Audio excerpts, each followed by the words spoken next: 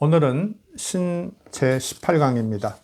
헬레니즘 시대 유대인의 신앙 및 신관의 분화, 이런 제목으로 말씀드리겠습니다. 지난 강의가 그랬죠. BC 398년에 이제 그 토라가 편찬되고 이제 반포됨으로써 유대교의 그 신, 우리가 잘 아는 야훼 신은 현실에서 막 그렇게 정의를 외치고 심판을 외치고 구원한다고 막 외치던 그런 신에서 어때요? 경전 속으로 들어가 가지고 아주 고귀한 신, 아주 고결한 신, 거룩한 신, 아주 높은 신, 그러면서 뭐 전능한 신이기도 하고요, 물론. 그러면서 뭔가를 약속하면 꼭 지킨다는 그런 신실한 약속의 신으로서의 모습을 보여준다. 그래서 현실을 떠나서 과거 및 미래를 약속하는 아주 기묘한 그런 신의 모습을 취했다, 이런 얘기를 했습니다. 그런데 어떻겠습니까? 멀리 신이 이렇게 거룩해지고 아주 높아지고 이렇게 멀어져 가면 친구들도 그렇죠. 너무 갑자기 출세해가지고 너무 이렇게 성공하고 이러면 자꾸 멀어져 가죠. 그래서 뭐 옛날 가까웠을 때가 좋았다, 이런 얘기도 우리가 하고 그러는데, 어쨌든 그렇게 신이 고귀하고 멀어져 가고 거룩해짐으로써 현실에서는 어떤 일들이 벌어지냐, 그것은 이제 신의 뜻을 이해하기 위한, 또 경전을 이해하기 위한 많은 그런 해석, 주석 작업 같은 도 있을 수 있고요. 그 다음에 이제 현실의 어떤 다양한 변화에 대해서 그 경전으로 그대로 대응할 수는 없기 때문에 여러 어떤 그 해석과 더불어 신앙의 형태가 다양하게 갈라져 나가는 그런 경향이 좀 생기게 되었다. 그래서 특별히 이제 헬레니즘 시대에는 이제 그 우리가 잘 아는 마케도니아의 알렉산더 대왕이 BC 332년에 이제 이집트를 점령하고요. 그 다음에 위로 올라가서 이제 그 본 제국이었던 페르시아를 BC 330년에 완전히 정복을 하고 멸망을 시킵니다. 이렇게 됨으로써 이제 유대는 당연히 이제 그 마케도니아 알렉산더 대왕의 지배를 받는데, 대왕이 이제 곧 죽으니까 그의 후예들 장군들이 이제 제국을 나눠 가졌죠. 그래서 이제 그 BC 대개 3세기에는 그 이집트에 있었던 포톨레마이오스 왕조가 이제 유대를 주로 지배했고요. 식민지로 삼아서 지배했고, 그 다음에는 이제 그 2세기에 들어오면 이제 셀레우쿠스 왕조라고 시리아에 있었죠. 안티옥의 수도가 있었는데, 안티옥. 그 셀레우쿠스 왕조의 이제 지배를 받게 된 거죠. 그러면서 이제 유대 나라가 이제 과거에 페르시아 지배받을 때는 페르시아가 그렇게 종교에 대해서 많은 간섭을 안 했다고 그랬죠. 그냥 자율적인 신앙 공동체를 인정했기 때문에 그저 세금만 잘 내고 충성해라, 이 정도로 한 200년간 그렇게 뭐 페르시아 제국하고 충돌하고 뭐 반란 일으키고 그런 거 없거든요. 역사적 기록 같은 걸 보면은. 그러면 이제 헬레니즘은 조금은 달라요. 우리가 헬레니즘은 상당히 이렇게 동방을 지배할 때 그 동방인들 스스로 약간 좀 저 그리스 문화라는 거, 헬라 문화라는 건 대단하다, 이런 걸 서로 뭐 자타가 인정했어요. 그게 이제 정복한 사람들도 그냥 우월감을 가졌고, 지배를 받는 사람들도 저 사람들의 그 헬라 문화는 대단하다. 그들의 군사력이랄지 그런 뭐 건축술, 막 도시 같은 거 건설하고 그러잖아요. 건축술, 그 다음에 뭐 체육, 예술, 뭐 철학, 이 모든 면에서 정말 우리보다는 선진 세력이구나, 배워야겠다, 뭐 이런 생각이 이제 떠오르게 하는 그런 어떤 흐름이 있었죠.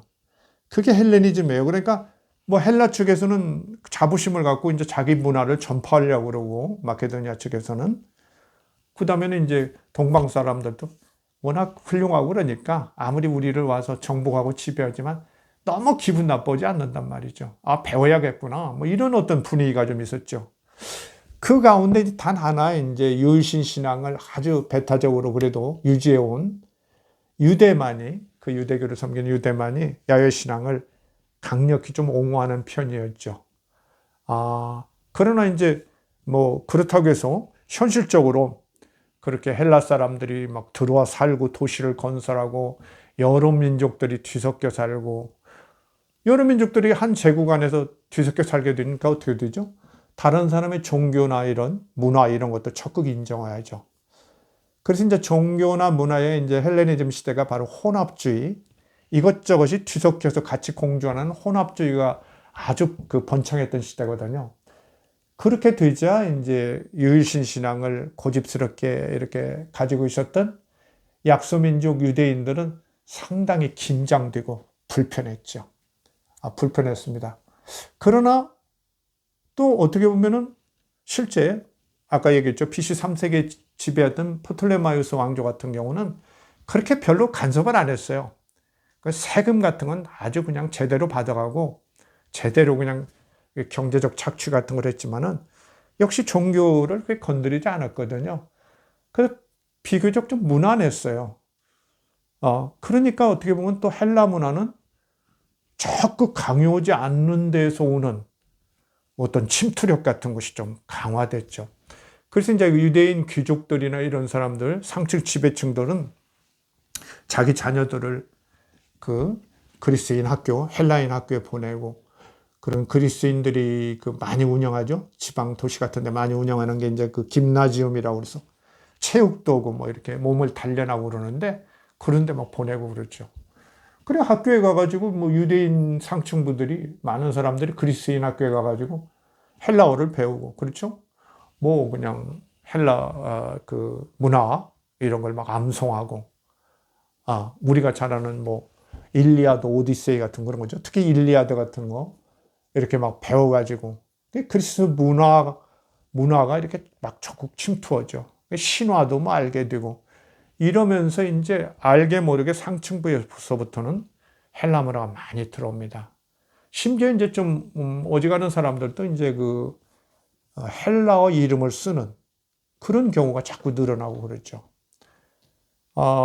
그래서 우리가 뭐 아무리 뭐 이제 조선 후기에 뭐 유학자들 집안 같은 데서 그야말로 자기의 유학만이 정통적이라고 해서 아무리 지키려고 해도 신문화 뭐 신교육 같은 것에 영향을 막을 수 없잖아요. 그런 어떤 흐름이 이렇게 전해왔다는 겁니다. 그런데 이제 BC 2세기에 와가지고 셀레우쿠스 왕조가 이렇게 지배를 하게 됐는데, 그 셀레우쿠스 왕조도 그렇게 처음에는 간섭하고 그러려고 하지 않았어요. 그런데 이제 셀레우쿠스 왕조는 별로 이렇게 간섭하고 이러지 않는 중에도 뭐라 그럴까, 유대인 지배층과의 결속 관계를 새로 형성하려고 많이 노력하면서 오히려 이제 유대인 지배층, 뭐 구체적으로 말하면 이제 뭡니까? 대사제, 대제사장이죠. 우리가 흔히 성경에는 대제사장이라고 하는 대사장이 이제 실제 이렇게 식민 통치를 대행하고 있는 상태니까 그런 사람들의 관계가 아주 유난한데, 그 중에도 이제 조금 뭐라 그럴까요? 정치적 야욕이 있거나 이런 친구들이, 한 두 사람이 대제사장 지위를 더 이제 유대 지역에서 세금을 더 많이 걷어서 내겠다고 이렇게 셀레우쿠스 왕조의 왕한테 얘기를 함으로써 원래 정통 계승권이 없는 그런 제사장들이 등장하게 돼요. 그게 이제 BC 175년에 등장해서 172년까지 재위한 야손이라고 그러죠. 야손이라는 사람이 있는데, 이 친구는 자기가 계승권자도 아닌데 자기 아마 형인가의 제사장으로 있는데, 하여튼 제가 더 세금을 많이 걷어내겠습니다 이러면서 셀레우쿠스 왕조로부터 변칙적으로 대제사장이 되죠.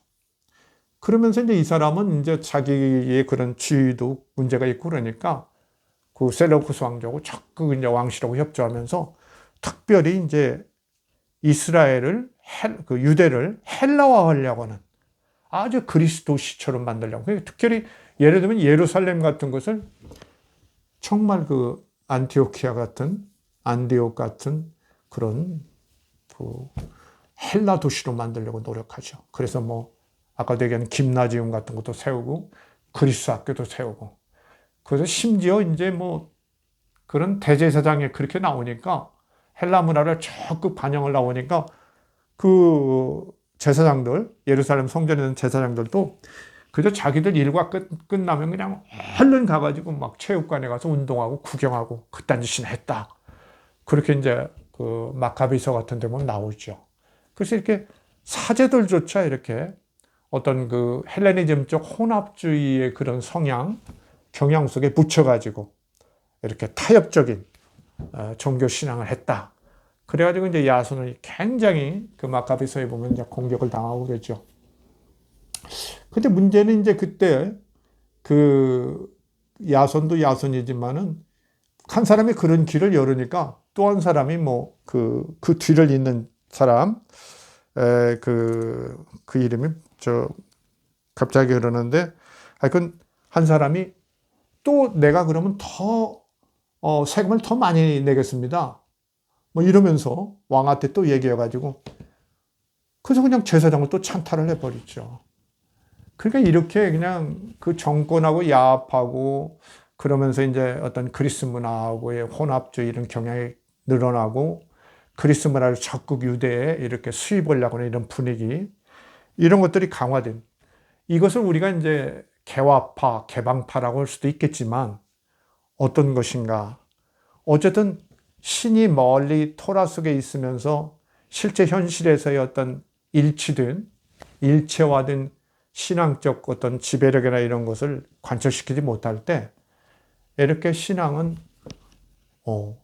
좀 이질적인 모습 같은 거 이런 것들이 이렇게 나올 수 있고 현실에서의 어떤 그 제국의 지배나 이런 것과 타협하는 이런 세력들이 적극적으로 이렇게 나와서 이제 어떻게 보면은 유대 문화를 벗어나서 헬라 문화화하려고 하는 그런 어떤 분위기가 상당히 있었다.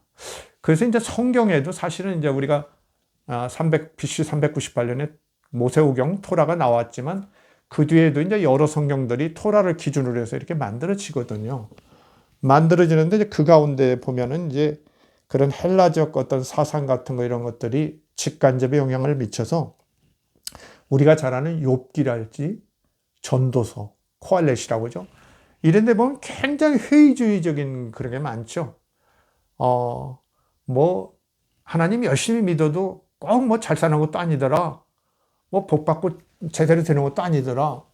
악인들도 잘 되고 그러더라. 이러는 회의주의가 상당히 이렇게 미치고 그러죠. 그런 것들이 이제 우리가 잘 아는 아까 얘기한 욥기나 전도서 등에 이제 들어와 있잖아요. 그리고 이제 지혜를 많이 강조하는 분위기가 있는데요. 그 지혜서 같은 데도 이제 그런 뭐 헬라적 어떤 지혜를 그대로 갖고 오는 건 아니고 그들과 이제 이렇게 대응하는 그런 형세를 취하지만은 일단은 그 논리나 이런 것들은 상당히 헬라적인 것들이 들어와 있다. 그래서 이제 어떤 분들은 그 BC 3세기나 2세기에 가면은 그 유대교는 사실상 헬라적인 유대교라고 해야 한다. 이런 얘기까지 이제 하는 겁니다. 근데 우리가 이제 조금 전에 이제 얘기했지만은 이렇게 이제 그 BC 2세기 안티오쿠스, 그 셀레우쿠스 왕조의 지배를 받는데 그때 국제적으로 굉장히 큰 변화가 하나 나타나요. 그런데 로마가 그때는 제국은 아니죠. 왕정은 아니니까 로마 공화정인데 로마 공화정이 어때요? 지중해 일대를 이제 BC 한 200년경에 다 장악하죠. 그러면서 셀레우쿠스 왕조가 아주 큰 나라였는데 과거 페르시아의 영토를 거의 그 이상을 장악하고 있을 정도였는데 압력을 가하죠. 그래서 이제 이집트로부터도 그런 이집트 정복을 했지만은 그 프톨레마이오스 왕조를 정복을 했었죠. 일시적으로 셀레우쿠스 왕조가. 근데 이제 쫓겨납니다. 로마의 압력에 의해서. 그리고 이제 지중해 일대에서 영향력이라는 것도 굉장히 위축되죠.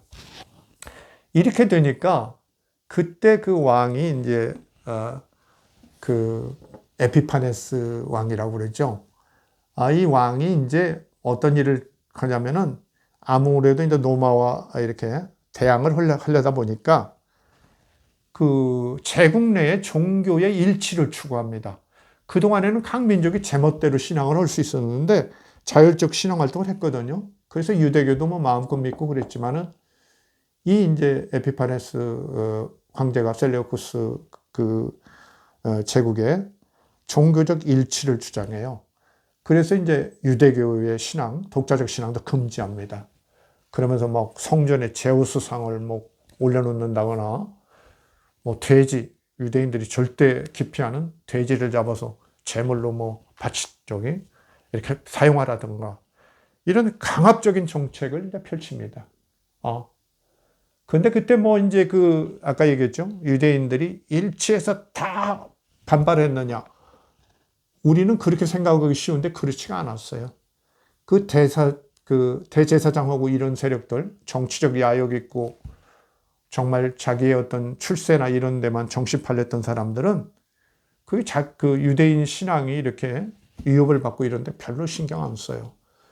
그래서 사실은 우리가 잘 아는 마카비 항쟁이라는 거, 그러니까 168년에 그 에피파네스 왕이 예루살렘 성전을 와서 약탈하고 사람들을 14,000여 명인가를 죽였어요. 그리고 많은 사람들을 노예로 잡아오고 이러면서 그렇게 이제 유대교 신앙을 금지시켰는데, 그렇게 해도 오히려 그 상층부의 일부 세력들은 그 에피파네스 황제의 그런 요구에 협조하는 사람들도 많았단 말이죠. 그래서 사실 이제 BC 167년에 그 지방에서 지방의 사제들, 제사장이 중심이 돼가지고 마카비가가 일어나가지고 그렇게 항쟁을 일으키는데, 그때 지방에 이름도 없는 사제들이 그 항쟁을 주도했단 말이죠. 그래서 그 지방의 이런 중소 제사장들과 일반 백성들이 합세해서 그 셀레우크스 왕조의 어떤 종교 탄압, 야외 신앙 탄압을 적극 대항했죠. 그래서 이제 BC 164년에는 이제 예루살렘 성전을 다시 찾아서 깨끗이 정화하고, 그렇죠? 다시 야외 신에게 올리는 그런 이제 행사를 벌리고, 그때 이제 항쟁은 막 거의 20년 가까이 계속되죠. 그러면서 이제 결국은 그 마카비가 일가가 결국은 왕조가 되죠. 우리가 이제 아는 하스모니아 왕조, 하스몬 왕조라고도 하죠.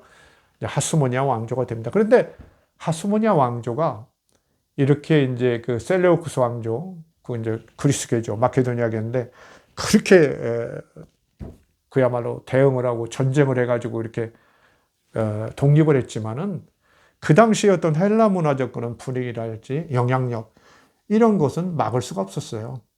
그래서 상당히 여전히 이제 어떤 이런 헬레니즘 문화, 이런 것들은 여전히 이렇게 흘러내려오고 있었다, 이런 겁니다. 이렇게 되니까 여기 이제 우리가 좀 일반적으로 잘 아는 그런 일들이 벌어지죠. 이제 그 야외 신앙 내에서도 분파 활동이 일어납니다. 그래서 사실 이렇게 그 셀레우쿠스 왕조에서 이렇게 종교적 억압을 할 때 이미 하시딤이라는 그런 사람들, 아주 그 경건한 자들, 충성된 자들, 아주 이런 의식이 깨우친 그런 사람들이죠. 이런 사람들이 이제 율법을 공부한 사람들이랄지 아니면 일반 백성들, 이런 사람들도 일어나가지고 하시딤이라는 게 등장합니다. 우리가 뭐 흔히는 이제 경건한 자, 뭐 이렇게 하죠. 경건한 자, 뭐 충성된 자 이러는데, 이런 아주 열정적인, 그래서 그 야외율법, 토라를 참 목숨을 걸고 수호하겠다고 나서는 사람들이 이제 하시딤인데, 이 사람들이 싸웠는데 이제 그 하스몬 왕조가, 사실은 하스몬 왕조도 그 대제사장이 된다거나 왕이 될 수 있는 그런 그 혈통은 아니거든요. 지방 사람이. 그래서 뭐 유대인들은 이제 메시아를 기다렸는데, 그 메시아는 당연히 다윗 왕조에서 나오리라고 생각했던 거고요. 그 다음에는 대제사장은 마땅히 사독 계열, 전통적인 대제사장 계열인 사독 계열에서 나와야 한다고 생각했는데, 하스몬 왕조는 지방 이름 없는 제사장이란 말이죠. 그런데도 이제 그 항쟁에 성공했으니까 그 사람들이 이제 대제사장도 되고 나중에는 왕도 되거든요. 그 내부적으로 일치가 잘 안 돼요. 그렇겠죠? 그러니까 이제 나라가 어렵고 민족이 어렵고 그럴 때는 같이 힘을 합해서 일단 막아내지만, 조금 상황이 조금 이렇게 좀 여의해지면 어떻습니까? 이제 명분 싸움 그렇죠? 이해관계 다툼이 일어나는 거죠. 그러면서 하시림들은 대개는 이제 왕실과 조금은 이제 그 거리를 두면서 이제 서로 왕실과 타협도 하고 이러면서 정권을 나눠 갖고 이러기도 하는데, 어쨌든 그 하시딤들이 이렇게 그 하스모니아 왕조가 설 때쯤 되면은 적어도 한 3개 분명한 그 종파로, 분파로 나눠집니다. 그래서 여러분이 잘 알죠? 가장 대표적인 게 사두개파, 바리새파, 우리가 잘 알고, 에세네파라는 것도 요새는 좀 많이 알려졌죠. 쿰란 공동체 이런데 중심이 되는. 그 사두개파는 대개 이제 제사장들 중심으로 되어 있는데, 이 사람들은 어떤 사람들이냐면 모세오경, 토라의 율법만을 이제 그 숭배하는 그런 사람들이에요. 그것만 준수하면 된다. 열심히 준수하면 된다. 그러면서 이 사람들은 부활이랄지 영생, 이런 건 믿지 않아요. 오늘날 그리스도인들은 너무 다르죠. 부활 그런 거 없다. 영혼 불멸 그런 거 없어. 토라에 뭐가 나왔냐 이런 거죠. 원래 토라에 그런 거 없어요. 모세오경에. 그 부활이니 뭐 영생이라는 이런 개념들이라는 것은 페르시아랄지 이런데 외부에서 이제 들어와서 영향을 미친 건데, 부활에는 영생은 없다고 합니다. 근데 이제 그 두 번째 또 그 세력이 있었던 바리새파들, 이 사람들은 이제 원래 그 모세오경 토라는 물론이고 토라 외에 구전 율법이 있었다고 그래요. 문서로 전해지지 않는 말로 전해지는 율법이 있었다 이러면서, 이 사람은 상당히 좀 현실주의자예요. 그러니까 그냥 몇백 년 전에 만든 토라만 가지고 현실의 어떤 신앙의 생활을 다 대응할 수 없어서 아마 그랬을 것 같은 생각도 드는데, 그래서 이 사람들은 별도의 구전율법이 있다. 그리고 그 토라나 이런 것은 현실 적용에는 뭔가 새로운 해석이 가능한 것이다.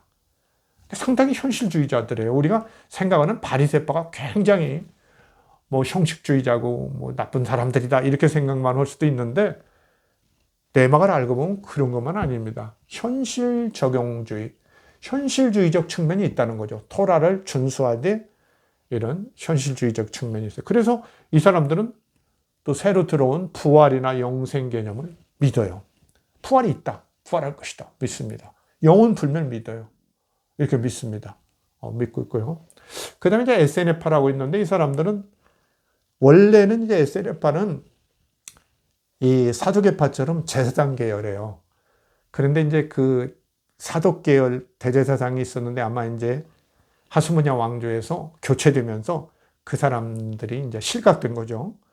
그 이 사람들이 자기들이 정통성 있는데 자기들을 무시하고 다른 사람들을 대제사장 삼는다고 그래서 아주 그냥 화가 났죠. 그래서 이 사람들이 별도의 이 그 집단, 그룹을 형성합니다. 그래서 막 쿰란 공동체 같은 별도의 이런 공동체 생활도 하고 이러는데, 그래서 이 사람들은 토라 준수를 아주 철저히 합니다. 철저히 해요.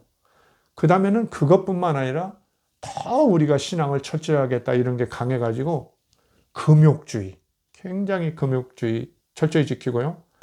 약간 더 신비적 집단이에요. 뭔가 별도의 공동체를 구성하고, 또 정결을 굉장히 강조하죠. 막 목욕탕 이런 거 많이 만들어 놓고 밥 먹기 전에 씻고 뭐 또 나와서 씻고, 하여간 정결을 굉장히 강조합니다. 그러면서 자기들만이 빛의 자녀라고 자부해요. 하나님의 진짜 자녀다 우리는. 그 다음에 나머지 세상 사람들은 대부분 어둠의 후예, 어둠의 자손, 그렇죠? 악마의 마귀의 자손이다 막 이렇게 얘기하죠.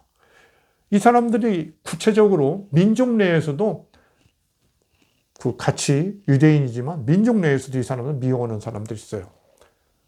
어둠의 자녀라고 막 이렇게 저주하는. 그게 누구냐면 이제 예루살렘 성전을 장악하고 있는 그런 세력들이에요. 대제사장이나 제사장들을 어둠의 자녀라고 막 저주하고 그러죠. 그래서 성전에도 잘 안 가요. 거의 안 갑니다. 그래서 자체 예배를 보고 그래요. 아주 규례를 만들고 그래가지고 자체 기도하고 찬양하고, 그러면서 그 어둠의 세력 안에는 당연히 외부의 침략 세력, 제국이 있죠. 그래서 로마와의 어떤 전쟁 같은 거 이런 것들 예상하고 늘 어떤 그 앞으로의 어떤 신앙적 전쟁을 치룰 것을 대비합니다. 그리고 이제 독특하게도 메시아를 두 명이 있다고 생각해요. 그 종교적 메시아와 이런 왕적인 메시아를 이렇게 생각하고 조금 발전적이고 분화된 그런 메시아론을 갖고 있죠. 아주 좀 독특합니다. 어떠세요, 여러분? 이렇게 이미 이스라엘 민족, 그다음에 유대인만의 구원, 공동체 의식, 그런 것을 바탕으로 온 것이 이제 토라죠. 모세오경인데, 이때 와서는 그냥 그 셀레우쿠스 왕조라든지 이런 데 지배를 받다 보니까 어때요? 그게 협조하는 사람, 그래가지고 오히려 민족을 탄압하고 민족 신앙을 망치는 사람도 생기고 그러니까 사회 계급 분화도 심해지고 그러니까 자기들만 토라 율법을 철저히 지키고 나라도 구원받겠다 이러는 흐름으로 가버린단 말이죠. 그래서 민족 공동체 의식 같은 게 굉장히 약화돼요. 물론 나중에 이제 노마하고 전쟁이 일어날 때는 대부분이 협조를 하지만은 그때는 민족 자체가 소멸되게 생겼으니까 일단은 이렇게 분파됩니다. 그래서 제가 이제 분화라는 말을 썼는데요. 이렇게 신앙이 나누어져요. 어떻습니까, 여러분? 부활과 영생을 믿는 그 바리새파 문화, 부활과 영생 같은 걸 믿지 않는 이제 사두개파나 에세네파. 에세네파는 부활은 구체적으로 믿지 않는데 심판이나 이런 것은 있다고 생각하는 사람들이거든요. 하여간 굉장히 다른 거죠. 어때요? 오늘 그리스도교는 뭐예요? 사실 부활 영생을 절대적으로 믿는 종교죠. 그런데 이렇게 유대교의 중요한 사두개파나 이런 데서는 에세네파도 그러고 부활 같은 걸 그렇게 믿지 않았단 말이죠. 그러니까 어떻습니까, 지금? 바리새파가 부활 영생을 믿는데 사실 토라로 보면은 바리새파가 새로운 것을 들여온 거죠. 이렇게 전통적인 토라 종교, 유대교가 이렇게 나눠져 있는 거예요. 어때요? 부활과 영생이 있는 그런 파와 없는 파의 신이 같을까요? 어떻습니까? 오늘날 기독교에서 부활 영생이 없다고 하면 놀라겠죠. 이 사람들 보세요. 부활 영생이 있다는 쪽과 없다는 쪽이 탁 갈라져 있어요. 분명히 갈라져 있습니다. 근데 자기들은 또 여호와 하나님을 섬기고 있어요. 어떻습니까? 내면적으로는. 지금 신관도 분화되고 있는 거죠. 신관도. 제가 이제 처음에 그 신에 대하여 이런 강의가 있었죠. 그건 이제 많은 분들이 보셨는데 꼭 좀 다시 좀 안 보신 분들은 봐주시기 바라는데 그때 보면 어때요? 신이라는 게 뭐냐? 그냥 우리가 학문적으로 보면은 역사학이나 이제 철학적 사유로 이렇게 볼 때는 신이라는 건 뭐냐? 그 어떤 공동체 구성원들이 다 같이 뭔가 우리를 돕거나 이렇게 모든 것을 이루어주는 어떤 신비한 힘이나 존재가 있다고 믿는 거죠. 자꾸 그것을 확실히 믿어갈 때 그게 신이 된다 그랬죠. 그래서 이제 상호 주관적 산물이다. 신을 이렇게 보는데, 우리가 이제 그렇게 학문적으로 흔히 얘기합니다. 어떻습니까, 지금? 사두개파나 바리새파, 에세네파는 지금 서로 상호 주관적인 어떤 신관념이 지금 달라지고 있는 거예요. 뜻이 통하는 사람끼리 지금 맞춰가는 거예요. 그렇죠? 이걸 우리가 분명히 확인해야 합니다. 왜 지금 이런 얘기를 하냐면 제가 다음 시간에는 이제 몇 차례에 걸쳐서 예수의 신관에 대해서 얘기를 할 겁니다. 그 다음에 이제 마지막으로 바울의 신관을 바울의 신을 얘기하면서 이 신 강의를 마치려고 하는데요. 바로 예수의 경우 어떻습니까? 예수의 경우도 바로 여기서 우리가 이런 어떤 신앙과 신관의 분화 속에서 예수도 배출되고 있는 면이 있다는 겁니다. 뭐냐? 예수는 갈릴리 사람이고요. 가난한 사람이에요. 민중이에요. 아주 가난한 사람인데 그 당시에 이렇게 사두개파나 바리새파, 에세네파는 그 다음에 이제 거기에 안 들더라도 이제 종교적 어떤 지배자, 잘 사는 사람들은 토라를 뭐 형식적이건 아주 뭐 경건하게 지키면서 생활하고 있거든요. 율법을 잘 지키면서. 그런데 가난한 사람, 민중들 이런 사람들은 율법을 지킬 수도 없고요. 이런 사람들이 그런 사람들 무시합니다. 무시해요. 그 심지어 어때요? 창기나 세리 막 이런 사람들은 죄인이라고 그러죠. 아주 죄인. 쟤들은 율법을 도저히 지킬 수 없고 하나님께로부터 이런 버림받은 자들이야. 죄인이라고 하거든요. 바로 그렇게 버려진 민중, 소외된 약자들 그 사람들 아무 희망이 없잖아요. 근데 그 가운데 있었던 나사렛의 청년 예수가 바로 희망을 찾아서 나섰던 거예요. 희망을 찾아서 나서가지고 결국은 이제 하나님을 만나죠. 따뜻한 하나님을 만나요. 그렇게 자기가 회의하고 이렇게 방황해도 결국은 자기를 너를 사랑한다. 내가 너를 기뻐한다 하는 따뜻한 하나님을 만나서 예수는 그 신을, 예수의 가슴 속에 있는 그 신을 아바 아버지라고 부르죠. 아바 아버지라고 부르는 아주 사랑의 하나님을 만나요. 그 사랑의 하나님을 이제 믿고 예수가, 여러분도 나 같은 사람도 이렇게 하나님께서 자녀로 이렇게 불러주시는데 여러분 모두는 다 하나님의 자녀입니다. 이러면서 우리가 하나님을 믿고 손에 손잡고 서로 격려하면서 이 땅에 하나님 나라를 만듭시다. 이게 예수의 하나님 나라 운동이거든요. 그래서 이렇게 오히려 어떻게 보면은 신이 역사적 현실에서 멀어져 가서 고귀하게 됐을 때 현실에서는 또 새로운 현실적 필요에 의해서 신의 분화들이 일어나고 그 가운데 예수는 사랑의 아버지 신을 만나가는 그런 그 분화의 틈에서 예수의 신관도 자라나는 것이다. 이런 걸 이제 확인하는 겁니다. 그런데 어때요? 이런 사두개파나 바리새파, 에세네파는요, 나중에 이제 로마하고 이제 충돌하잖아요. AD 기원 후 1세기 66년에서 70년까지 전쟁을 굉장히 심하게 하죠. 그때는 다 유대인들이니까 다 힘을 합해서, 물론 거기서 변절하고 뭐 이상한 짓 하는 사람도 있고 이러지만은 대부분은 힘을 합해서 같이 싸웠죠. 근데 이제 막 완전히 그 점령되고 성전이 불타고 이렇게 되니까 완전히 막 이산되고 재패가고 그랬죠. 이렇게 되니까 어때요? 뭐 사두개파는 완전히 망해버렸고 바리새파도 상당수가 망해버렸어요. 그런데 그 중에 일부가 그 로마 군대하고 협조하고 그래서 살아남아가지고 이 사람들이 나중에 이제 이 바리새파를 중심으로 랍비들이 나오면서 유대교를 이제 그 바리새파 중심의 어떤 랍비 유대교가 나오죠. 에세네파는 뭐 말할 것 없이 또 그 전쟁을 하려고 했던 세력들이고, 그래서 또 품난 공동체고 그러니까 적극적으로 집단을 이루고 있으니까 로마군들이 공격을 해서 다 멸망돼 가지고요. 결국은 이런 분화 작업은 어떻게 보면 그냥 로마와의 싸움에서 외부적 요인으로서 그쳐버렸어요.